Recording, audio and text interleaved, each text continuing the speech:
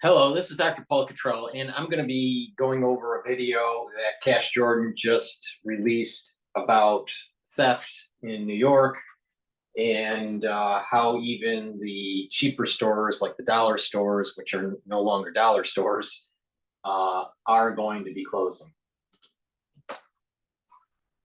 The next few years as it battles macroeconomic concerns and theft. Battling theft. That happens here in America's shoplifting capital more than anywhere else in the country. But theft is especially bad on discount stores like this one, which is why they're vanishing from New York City. The growing problem with shoplifting. You've probably seen cases of merchandise, things like toothpaste and laundry detergent locked up behind glass at your favorite store. The problem getting so bad, New York State is setting up a task force to tackle it. Dollar Tree announcing they're going to close more than 10% of all Family Dollar locations. You're an assistant manager there? It's terrible. I had guys swipe a whole shelf because he needed it for his family.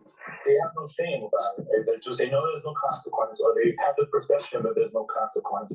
Discount retail giant says it is now raising its base price point to $1.50 and capping items at $7. The hashtag cost of living has 2.8 billion views on TikTok. Most are talking about what they're giving up in order to live right now. I feel like it's like now you have to minimize and say, you know what, I need this, I don't need this.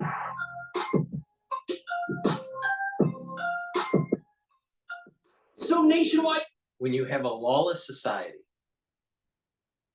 in a society that is a TikTok generation that's not willing to read, not willing to, strengthen God, country, and family, not willing to actually, get truly educated, you're going to have problems. And this is what happens. It's not the only thing that happens in society, but it's one of the major things that happens when things start to devolve.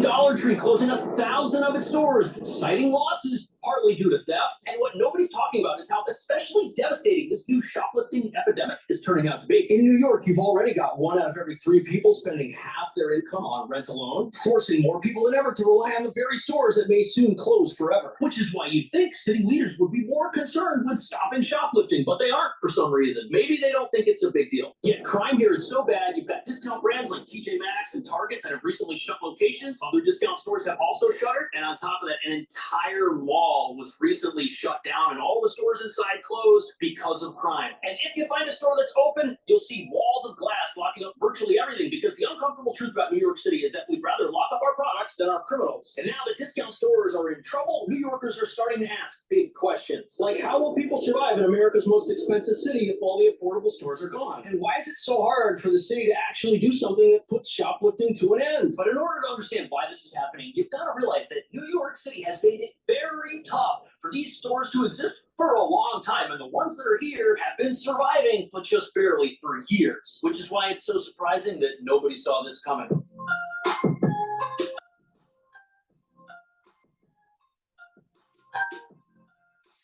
these closures will have an immediate impact on low-income communities, because that's where many of these dollar stores are located. But now Dollar Tree, which is the parent company of Family Dollar, says about 1,000 of those stores have to go in order to keep the company profitable and viable. So why are they closing the stores? Well, they have to keep the company afloat. But that's a huge problem because people rely on these stores. And if these stores shut down, one of the last affordable lifelines available for people that live around here is going to disappear. And people are going to get stuck paying more money for the same stuff. But as you're about to see, for many of these stores, closing might be the only option, as they've been struggling for years. Yet city leaders have been perfectly content to allow these places to languish under the costs of high rent and high crime for far too long. The dollar store family chain stores have struggled in recent years with keeping stores fully stocked and clean, with customers complaining the stores were oftentimes poorly managed. So if a store looks like a disaster, there's a reason for it. And even though a lot of these complaints affect stores all over the country, here it's even worse, because the goal here is to sell low-cost items in a high-cost city where rents for stores this big are insane. And if rents are high, the store has to do with less employees because they've got to pay rent, which is why it's not easy to keep the shelves stocked. You're an assistant manager there? So what happens is we get 4 managers to a store. Yep. And then they get most of the hours. And then the rest of the hours for the employees isn't enough. So we're talking about maybe 14 hours a week. So God, oh, so there's just not enough people There's not working in enough people to stores. work there. Plus, in New York, minimum wage is $16 an hour. When you combine that with high crime, which is why all the detergent has tags on it, you've got a recipe for disaster. On top of that, things are so bad, New York now has a $4.4 billion shoplifting black market where stolen items are brought to warehouses and then sold on online marketplaces like Facebook. And things are so out of control, you now have professional shoplifters. This is all they do. The lower end consumer, while employed, has been dealing with high inflation and also reduced government benefits. And that has been one of the areas that both discount retailers have been dealing with, along with, on the cost side, quite a bit of shrink, which is basically loss of product from stealing and the like at the stores. And think about how much worse this is for discount stores in New York City. High inflation means even the cheapest stuff in the store costs more to make. And the problem with high theft is that every time something gets stolen, there's less products on the shelf for the store to sell and make money. And here's another problem. This is probably the biggest step they can take as far as store security goes, because anything more than this that can't be taken off at the register, like let's say, for example, you had walls of glass blocking everything, that would require an in-store attendant to come over and unlock, and staffing is already a problem here. And between the high costs associated with operating these, they're already in a tough position. And once criminals start targeting stores like this, they've almost got no choice but to call it quits. But surprisingly, since the economy's bad for everybody, it might be giving dollar stores a way out of this mess. But the problem is, if the stores end up taking it, they may still end up disappearing, just in a different way. Dollar Tree is seeing a higher end demographic coming to their store. $125,000 demographic is now shopping at Dollar Tree more so than they were before. You know, there's no other. That is crazy, and it's showing on the erosion of the power of the dollar, the erosion of this purchasing power of the consumer. And you know, we're hearing in the news that the economy is great in terms of economic indicators. You know, so, you know, there seems to be a reality issue versus what is published in the labor of statistics. I personally think that what's being published is massaged to benefit the Biden administration, only to have some sort of, you know, revision of, you know, a couple quarters later. But it just is, people are having problems out there in terms of affordability of things. Where a six-figure income goes less far than it does here, and that's the chance that stores like this have to survive, but it's going to eliminate them as a place for its normal customer to find affordable stuff. Because think about it, if discount stores are seeing more customers with higher household incomes, perhaps what they can do is raise their prices, make more money every time they sell something. But if they do that, the very people who relied on the store for a long time are going to be in a bind, because it's like the store doesn't exist anymore for them. And either way, the affordable store with the low prices is now gone forever. And that's probably what a lot of places are going to try to do before they call it quits and completely close the store. Many may disappear by simply pricing out their old customer base and no longer being the same type of discount store they once were. And even if many of these companies figure out how to survive by raising their prices, that still doesn't do anything about the crime problem. And if that continues, stores are just going to be targeted, especially if less people can afford to shop here, which means they could end up having to close no matter what. But even if the dollar stores do manage to stay in business, critics are calling them somewhat of a poor tax on your everyday consumer who doesn't know that the stores have deceptive ways of getting them to spend more money. And what that could mean is they're not helping the communities that rely on them as much as people might think they are.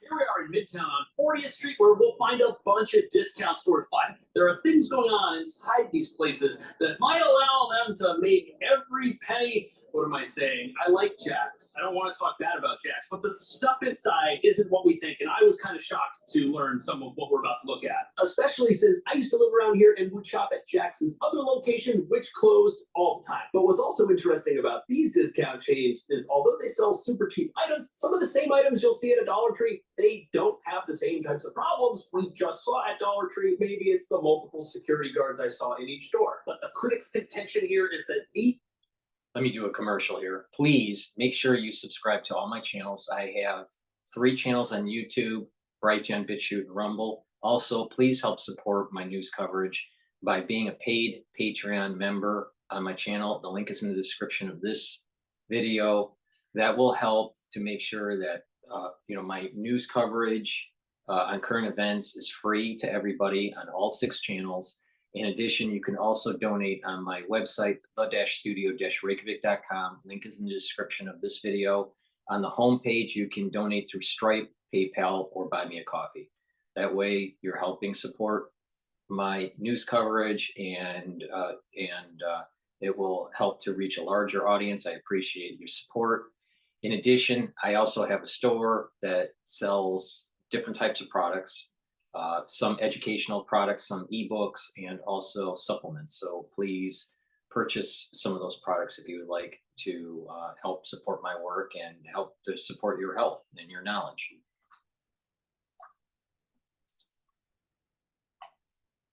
Stores aren't as helpful to people looking to save money as they appear.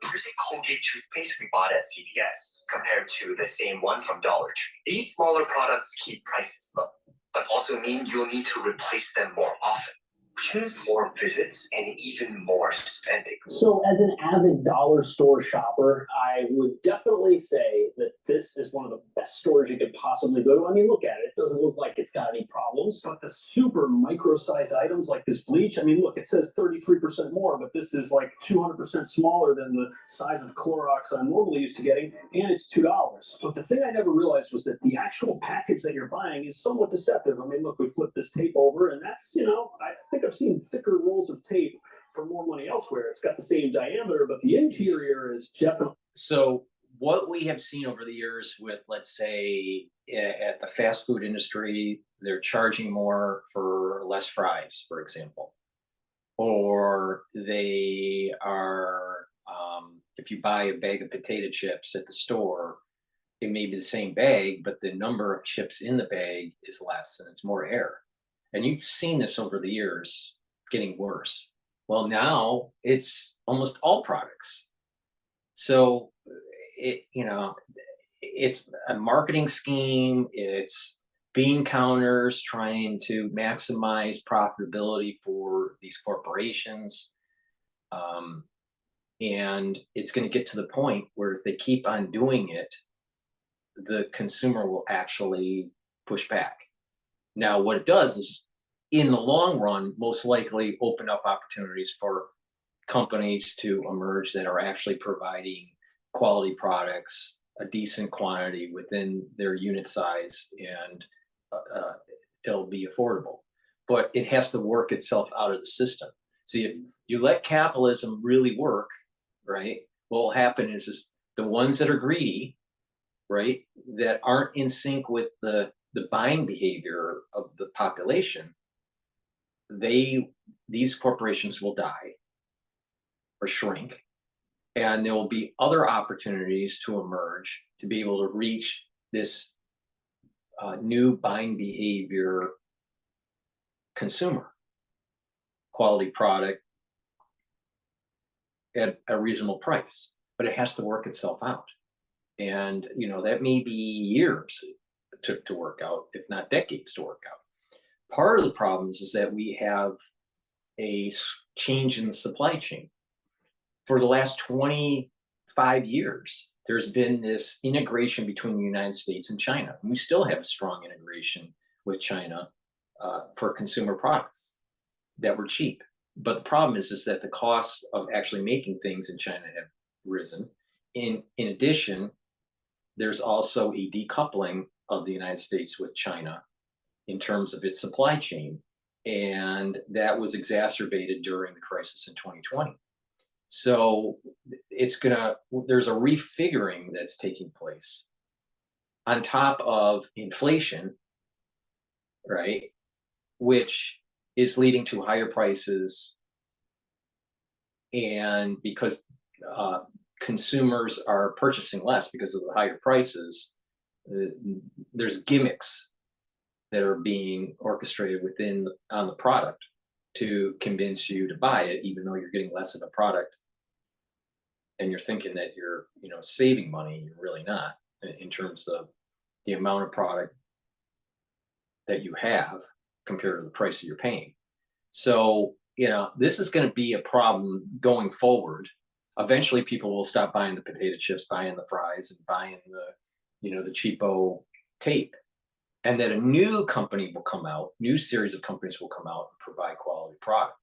But it's going to take a while for that to happen. There has to be kind of a demand, there needs to be demand destruction and supply destruction. And then all of a sudden a rebirth will take place. But it's going to take a while for this to happen. And I think that what Cash Jordan is saying, that the ones that are going to have the first hit on this is going to be the poor. The ones that literally rely on these discount stores for their livelihood. They're getting priced out of the market. And because inflation is pernicious, we're seeing higher income people needing to rely more often on the dollar stores or these discount outlets. All right. Now, eventually, you're going to start seeing the erosion of the middle class. The poor has already been eroded. They're not middle class, they're poor, right? But the middle class is moving closer to the poor, and the upper middle class is moving to the middle class, the middle class instead of the middle upper. So there's a middle lower, there's a middle and the middle higher for the middle class. So the, you know, everyone's shifting downward. All right. So there's going to be, we're going to see this decoupling that's happening with supply and supply of labor and capital, especially with artificial intelligence coming online and automation and all this. So there is a destruction of the middle class, and we're seeing this now. The middle class is eroding, and everything is getting shifted down to lower end, cheaper, less quantity, right? More marketing gimmicks, all this stuff, right? So it's gonna be problematic. Now, unfortunately, I think people are also going to be cutting back on you know, important things in their life, like health care. You know, and you know, when they whittle it down to their total essentials of livelihood, they're actually there's going to be aging. People's health is going to decline more because they're in a stressful situation and they're not really taking care of themselves. They're in a chronic stress. This is why I keep on saying, bring down that inflammation, bring down the stress, slow down the aging process. All right. And, you know, simplify your life. I think people have been living too high on the hog for too long, especially in the United States. And now it's time. You know, we saw this in automotive years ago in the 90s. You know, people had 2 homes, they had a cottage, they had a boat, they had a jet ski, you know, they had the 4 or 5 weeks of vacation. And over time, especially during the holidays, you know, everyone would do basically the same thing in Michigan, and the roadways would be packed for the 4 or 5, you know, for the 3-day or 4-day weekend, right? And everyone was going up north. Well, those days are ending. People can't afford the 2 homes or the cottage or the boat or the jet ski or all that. So that was starting to die off in about 2000, 2001, what I started seeing in Michigan. All right. The high income, very educated engineer type, you know, there was this change in behavior. All right. And now we're seeing it in non-engineering fields, you know, non-automotive engineering fields. So, you know, keep that in mind. And it didn't change. It didn't revert. So what was happening in the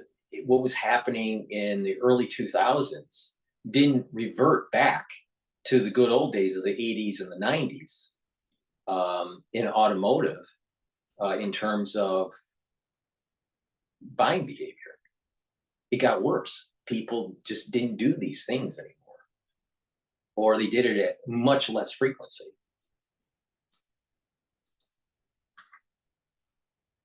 Not there. The same thing was the case over there at Family Dollar. The super thin rolls of tape might be the same with the food too. I don't know of this brand of kettle chips, but in the past I never realized the small sizes of everything because there's no way to do a comparison. In store, it's hard to tell if this is a full-size bottle of Elmer's glue or if it's a smaller size designed specifically for a discount store because they don't have the full-size version here. And the reason that's sneaky is because when I run out of small trash bags in this tiny little box that's like the size of my hand, I've got to come back and buy more trash bags. Just like I've got to come back and buy more bleach when I run out of bleach. Again, I love Jax. If I still lived here, I'd probably come back. But look at the tape. You can see that it's like a super thin roll of tape in there, even though there's two of them. You're going to run out of tape faster here than you would if you bought a full-size item, maybe at CVS. The only problem is the items at CVS cost a lot more. But it's sneaky because it means that each time you come in the store, you're buying a whole bunch of things that appear to be very inexpensive. And while you're doing that, you're building up buying momentum. Everything you put in the cart looks like a great deal. So what do? You fill it up with as many things as you can, thus buying more than you may have had you gone to a store that sold full price, full-size items. This toothpaste, definitely not full-size, but they have full-size toothpaste. $3.99,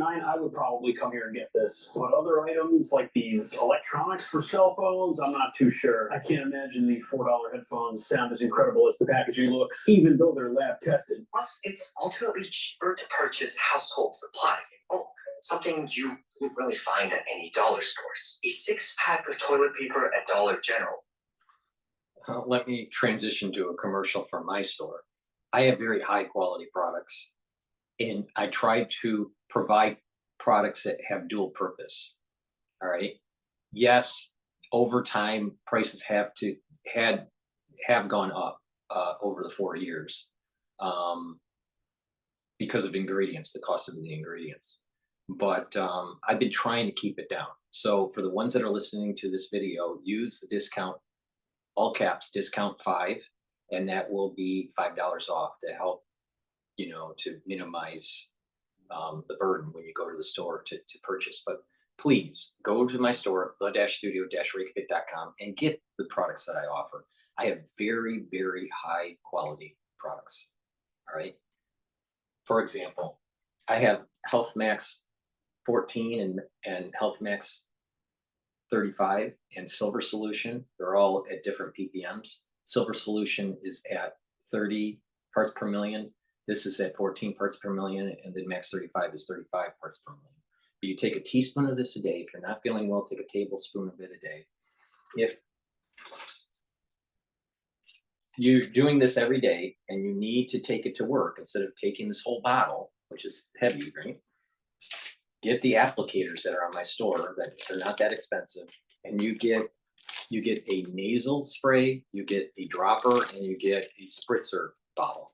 All right, you just fill this up with the structural nano silver liquid, and you can put it in your bag, take it to work, whatever. It's a great way to just maintain neutralizing pathogens. That's the whole reason why you're taking this. You want to neutralize pathogens and boost up your immune system. So take a teaspoon of this a day. And if you're not feeling well, take a tablespoon or 2 a day. Use the applicators when you're away from your house and be able to neutralize surfaces, because you can take this and spray, and you can spray it in the back of your throat. You can spray it on your hands. You can spray it on a surface and wipe it down. So there's a lot of things that you can do with this. So go to the store, get the applicator, and get the structural nano silver, either Max 14, Max 35, or the Silver Solution. In addition, I have another part of the protocol, and that is to bring down inflammation. You do that through 2 ways. Turmeric is an antioxidant, and it will bring down inflammation. So you take this every day, and you take ashwagandha root, which will bring down blood glucose levels and reduce that inflammatory response of having high glucose levels in your blood. Take these together, and it'll be part of that second pillar of the protocol to boosting up your immune system and slowing down the aging process. The last part of the protocol is C60. I have it in 2 ounce, a 4 ounce, and an 8 ounce configuration. So that way, based on what you can afford, you can purchase at these different price points. If you get the 2 ounce, take a full dropper of this every day. if you take the 4 ounce or the 8 ounce, take a teaspoon of it every day. All right. What that will do is that the C60 is a molecule of 60 carbons. All right. And that molecule will soak up free radicals.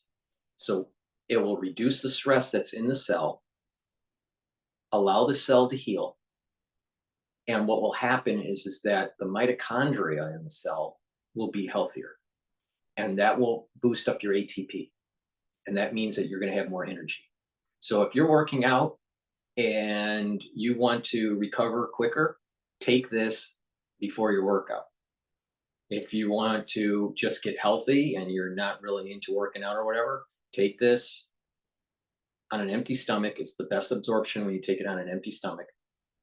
Either a full dropper of this or a teaspoon of it a day. And that will soak up those free radicals. And you're going to start seeing a slowing down of the aging process and a boosting of your immune system and this higher ATP. Your immune system needs a lot of ATP. Not only that, your neurons need a lot of ATP and has a lot of mitochondria. So if you improve your mitochondrial health for your neuron by taking C60 and bringing down those free radicals, you're going to have better cognition. You're going to have better memory. You're going to have better mental acuity. On top of having more energy and being able to move around, and by having more energy, you'll have more muscle mass, and you'll just be more active. You'll just have more vitality. So go to my store and get the 2 ounce, the 4 ounce, or the 8 ounce configuration. If you have an ailment, all right, what you can do is take a tablespoon of it a day, all right, and what you'll notice is that especially like things that are overactive with your body in terms of, let's say, an autoimmune issue, you can calm that down by reducing the free radicals that are happening in those tissues during that immune response, that too much of an immune response. So, the whole idea here is that if you have an ailment, try a tablespoon of this a day, and you'll probably see some benefits, some mitigation of your problem. For just maintenance, for most people, take a teaspoon of it or a full dropper of this if you have the 2 ounce. You can get it in coconut or in avocado. It's a very strong antioxidant, and by soaking up those free radicals, you're going to improve your mitochondrial health, you're going to improve your tissue health. That means that the tissues are going to do things that it's supposed to do. By improving the tissues that are in your endocrine system will get better. You'll get better mental acuity because you're improving your mitochondrial health and the neurons. So there's lots of benefits by taking C60 on a regular basis, especially when you take it with ashwagandha and turmeric to bring down that inflammation and to neutralize pathogens by taking the structural nanosilver products that I have. When you do that, you're going to radically boost up your immune system and slow down that aging process. You'll get healthier. Now, yes, it is expensive, but it works. It works. Now, it's like investing in your body. If you don't invest in your body, you're going to pay for it later. So, are you going to invest a little bit each month or, every quarter or whatever to help improve your body? Or are you going to pay a lot more later by lack of vitality and higher medical bills because you have ailments that could have been mitigated if you were taking care of your body younger? And there's no silver bullet on this. The whole idea here is it's proper supplementation, proper diet, proper exercise, proper balancing. Talk to people, challenge your mind, read, write, stay away from too much electronics. People are getting stupid because of social media. So take charge of your body and you'll get healthier. This is a stressing, broadcast of what Cash Jordan's saying. But that doesn't mean that you'll have to fall victim. All right? You need to take care of your body because in 20 or 30 years, you may not be able to afford the problems that may arise because of not taking care of your body now.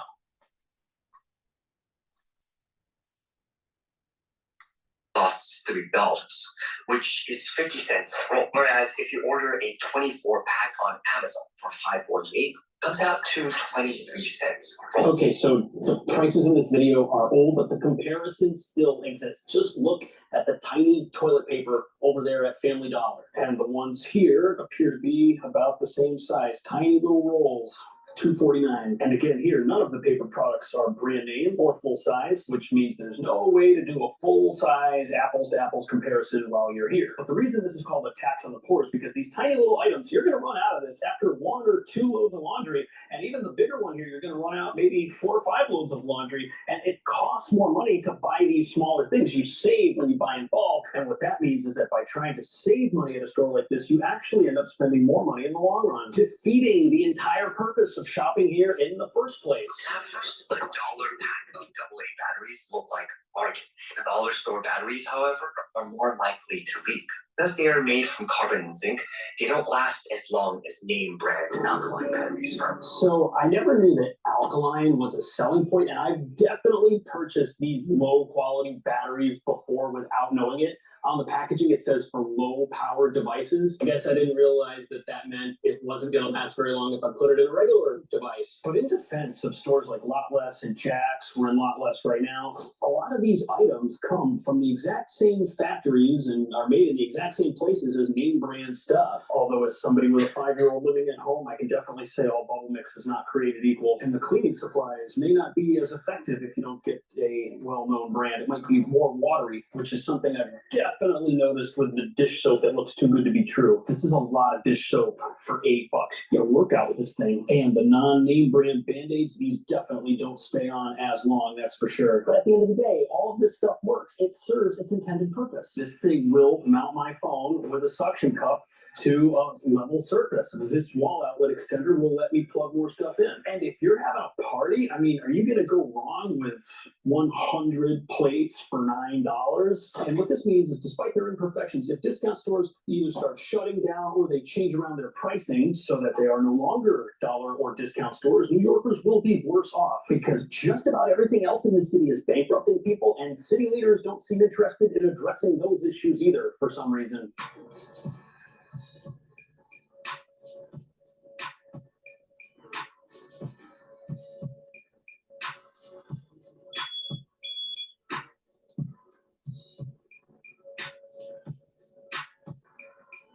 To this true cost of living report by United Way of New York City, costs have increased 131%, while the latest findings now show 50% of working-age New Yorkers are struggling to cover costs. So 50% of working-age New Yorkers unable to cover their expenses without some sort of government assistance. That's tough. That's approximately 3 million people, a staggering figure. And the financial reality for many is that this is just a tough city that takes basically everything from you. And even though discount stores aren't perfect, the city definitely needs more of them, not less. But with an out-of-control crime epidemic that's already shuttering some businesses and a get-out-of-jail-free card, if you steal less than $1,000 worth of stuff, you either need a store in the perfect part of town like this, or you've got to sell stuff that's so expensive that when you make sales, you're staying in business. But critics say the real issue that nobody's talking about is that it pays to be a criminal in New York. I mean, hey, we've got a $4.4 billion shoplifting black market. Those are full-time jobs. Plus, we've got a no-consequences environment. People arrested for shoplifting, these are not people who are removed from the streets, even if they're guilty. And some people say that the city's soft on crime laws and soft on crime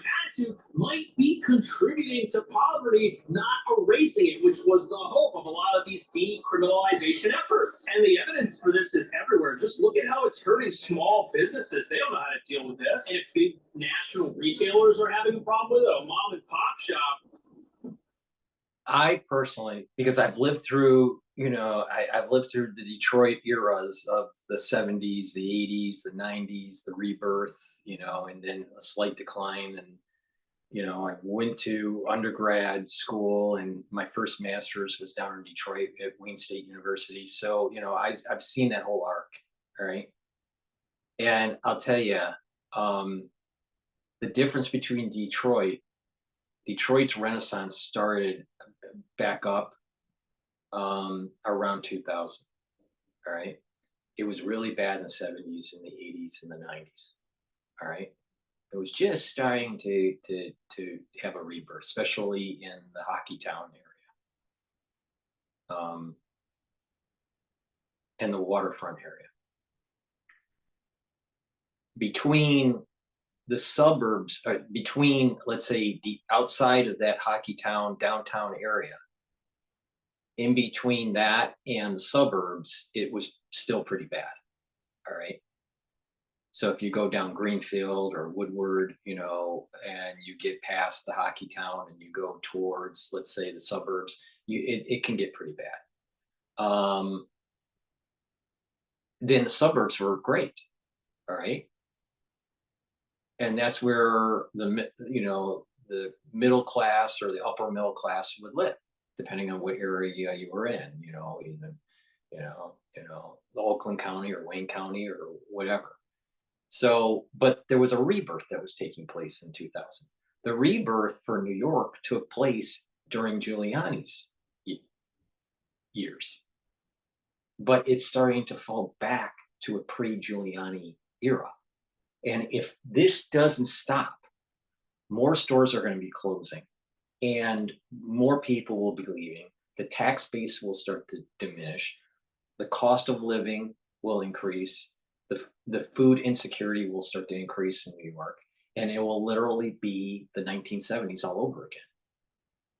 But New York has a chance to get this back on the right track here, instead of going, towards absolute dystopia for New York. If we had the right politicians and the right justice system to slow down and prevent these crimes and prosecute these crimes. But the moment there is a tipping point, though.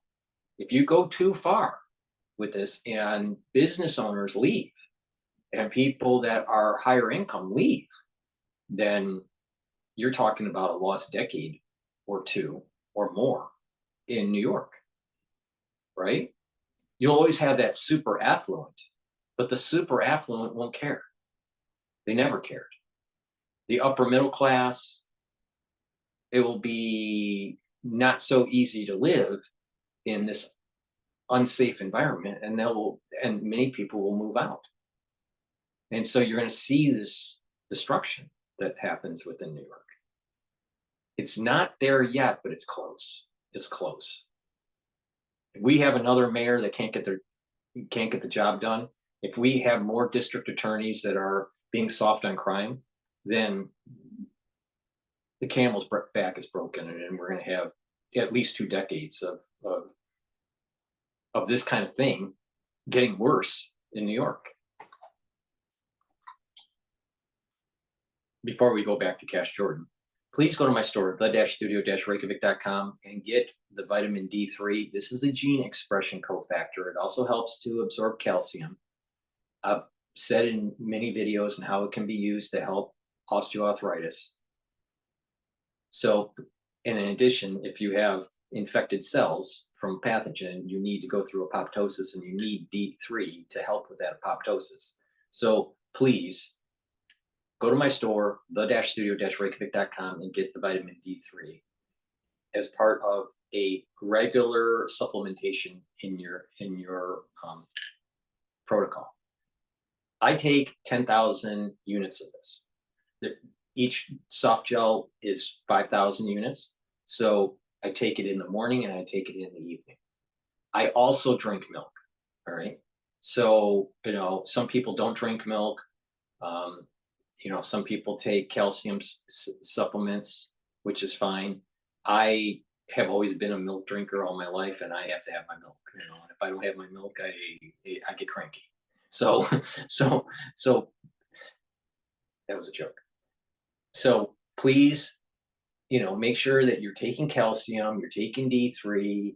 If you can consume milk, please do. I think that That's a great source of calcium. That's how I helped with my osteoarthritis from doing all those triathlons back in my 20s and 30s.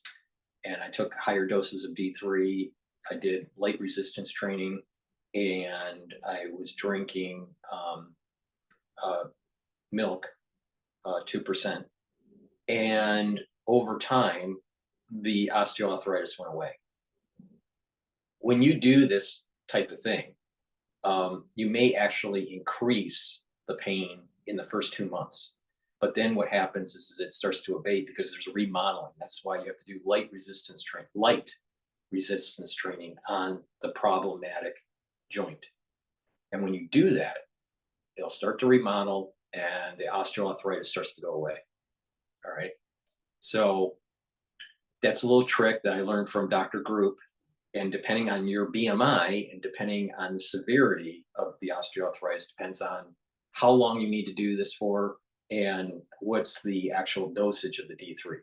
For me, based on my BMI and my severity of the osteoarthritis that I had from the triathlons, I was doing about 25,000 individual units. I wouldn't take it all at once. I would space it out throughout the day.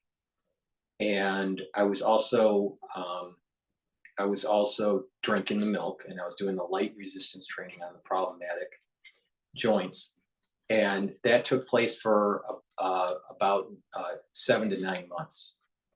And it's a long haul, but it's worth it. It's worth it because you won't have the osteoarthritis. It'll go away, right? But you have to stick with it. That first 2 months, it actually is more painful. Probably because of the light resistance training that you're putting on, but there's a remodeling that's taking place, not just with the cartilage and with the bone, but also with the nerves. And so there's a little bit of additional pain, but it helped me. All right. So that's what I did. And it just depends on your pain severity and your BMI and some other things on what the correct dosage is, because you can take too much of D3. You'd have to take a lot of it over a decent amount of time to have it where there's some toxicity to it. For me, toxicity didn't start until about 7 months into taking 25,000 units of D3 while I was reducing this osteoarthritis. My baseline is 10,000. So once you start feeling a little bit, look, usually the toxicity, it shows it's like brain fog. So the moment you start feeling like there's a little bit of brain fog, then you go back to a much lower dosage. And then you're pretty much done with the protocol, right? So usually what happens is that during that first 2 months, you'll have this large pain, all right, increased pain, but you keep on doing the light resistance training and the higher doses of D3. And then all of a sudden the pain starts to get less and less and less. And for me, I took it to about 7 to 9 months, depending on which joint it was. And that there was no pain, but it gets to a point where you have to back off on the D3 amount. All right. For most people, it's around 7 to 9 months. All right, at these higher doses, but it depends on your BMI and the amount that you're taking. Some of these professional athletes that had really bad osteoarthritis, they were taking, numbers that were in the 50,000 or higher. But they had much larger BMIs, and much more muscle mass. They were professional athletes, so that's a little different case compared to someone that is the average person.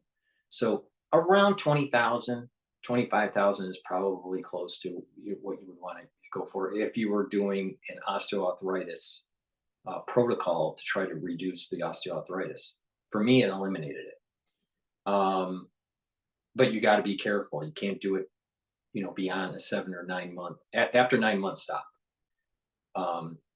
But some people, they may have to stop at about 7 months or 6 months. All right. But it works. So, D3 can do a lot of things. Help with apoptosis of infected cells. So that means it gets rid of the cell. That's a good thing. D3 helps to absorb calcium. And, on top of it, it is a gene expression factor, cofactor, that helps to have the proper gene expression in the cells. So you have the proper metabolism. So hopefully that little diatribe about D3 will help you get an idea on how powerful it is. But with anything that's powerful, you have to be wise in how you use it. Clarity factor helps to reduce brain fog, all right? And also helps get those dendrites firing more often, and you'll have better mental acuity. So take this every day. Some people take it twice a day. I take it twice a day, but most people take it once a day in the morning. So please go to my store, get the Clarity Factor. It's way better than anything that Alex Jones offers. So please go to my store and help support my work and add that to your protocol. Toothpaste. I sell the best toothpaste that you can get. All right. It is very high quality, structural nano silver. It neutralizes pathogens. It whitens the teeth, freshens the breath, reduces the gum irritation, reduces gingivitis, and with really good oral hygiene, you're reducing you can reduce cardiovascular disease. Part of cardiovascular disease is poor oral hygiene. So if, with that inflammation, some of that bacteria and plaque can get into the bloodstream and cause cardiovascular issues and valvular issues. Well, with really good oral hygiene that neutralizes pathogens, right, and reduces that gum inflammation, such as this product, you're going to reduce your chances of cardiovascular and valvular disease. So please go to my store, the-studio-reykjavik.com. This has no fluoride in it. It's structural nano silver that neutralizes pathogens. So go to my store. If you haven't used this already, you'll notice after you use it that first time, you're going to say, oh my God, this is the best toothpaste that I've ever used. All right. So get, several tubes of this. It's a great product on my store, and it'll help support my work, and it'll help to support your oral hygiene. Be the end for them. It's really a no-win situation for a lot of privately run stores. If they hire more people, then their costs just go up. And if they hire less people to try and save money, more people are just going to steal. One clothing store where they interviewed the owners, they said that the people stealing from it used to hide the fact that they were shoplifting maybe a few years ago, but now they just walk in and take what they want and then they're out. Which could be part of the reason everything in the city just costs more and more and more. Inflation is off the roof. I'm feeling it most when it comes to rent, but I do feel a little bit when it comes to grocery shopping. According to the Bureau of Labor Statistics, groceries and electricity are up 25% since January. These are just not really encouraging stories to hear. It's so tough for people to make ends meet in this city. But critics say inflation and everything from what you wear to what you eat isn't the whole story here. And that's because even though crime is a big problem in New York, where stores like this are completely locked down, it's that attitudes about theft have changed. Look at this, 30% of Gen Z shoppers prefer self-checkout just so they can shoplift. In a perfect world, self-checkout would benefit people who were in a rush and wanted to get out quickly. But in New York, you've got the added problem of laws that actually aid shoplifters. For example, back in 2020, the city banned single-use plastic bags, which were a great way for a store to see if somebody was filling up their own bag with stuff that didn't belong to them. Now, yes, the goal of banning plastic. If you lose God, country, and family, this is what happens. When you have people that don't really have a strong affinity to God, they'll go, well, if mankind creates rules that I can get away with and take from other people, then I'll just do it. And that's what's happening in New York. You have a society having that mentality. But when someone has more of an affinity towards religion, more affinity towards God, they would say, I can't do this because God's watching. I can't do this because it hurts my neighbor. I can't do this because it hurts my community.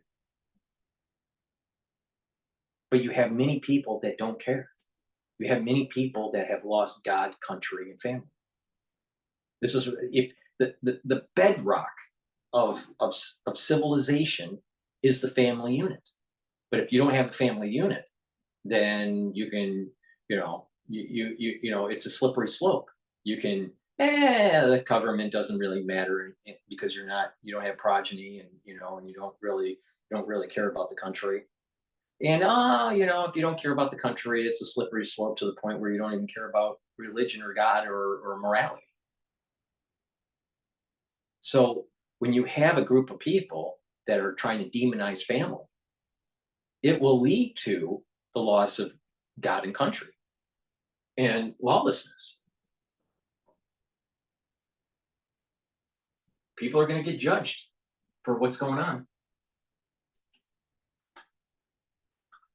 Tax for most businesses does decrease plastic waste in the environment, but it means people are either paying more money for a bag like this, or it means that criminals have another tool in their war on the rest of us. And that's why many discount stores that help New Yorkers for so long are in trouble. Even 7-Eleven. 7-Eleven's supposed to be a place that has deals. Oh, look, the apple fritters are even locked up. The drinks are all in locking cabinets as well. And the Ben & Jerry's ice cream pints are $9.99. That is absolutely crazy. And that's why even if a national chain like Dollar Tree manages to keep its New York City stores open by raising their prices, the stores are going to disappear. Anyways, New York isn't going to be able to have affordable things for people to buy because critics say theft, inflation, and the other costs associated. It's not just inflation. When you're dealing with corporate, there's two types.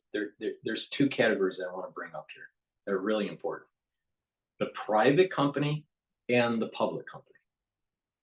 The private company basically means it's a family-owned business, or it's not part of the stock exchange. Bloomberg is a private company, all right. But if you deal with Ben & Jerry's, it used to be a private company that was sold to a public company. So if you're a public company traded, then there is this never-ending need for appreciation of the stock. Well, the only way that happens is if you convince investors that your revenues are increasing, your expenses are decreasing, you're getting more customers, whatever, however that is played out.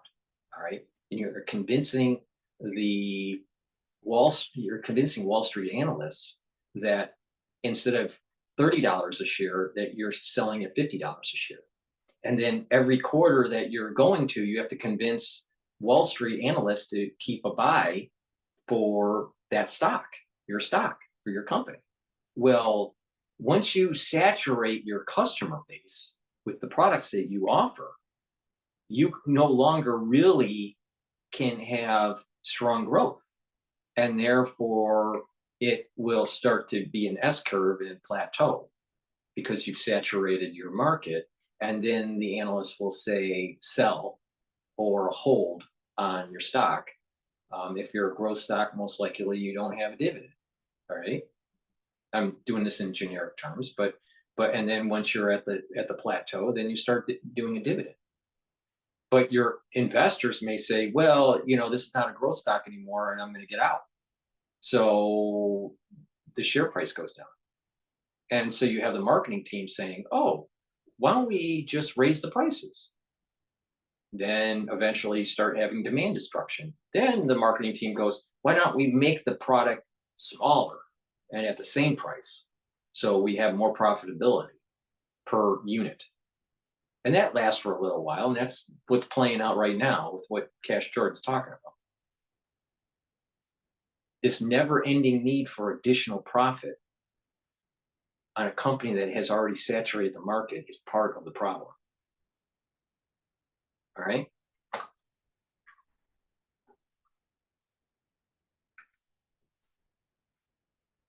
Just being here are so high that it's an unsustainable ship these discount stores are on. What do you think about that? Is that true? Let me know. I appreciate you watching as always. I'll see you in the next video.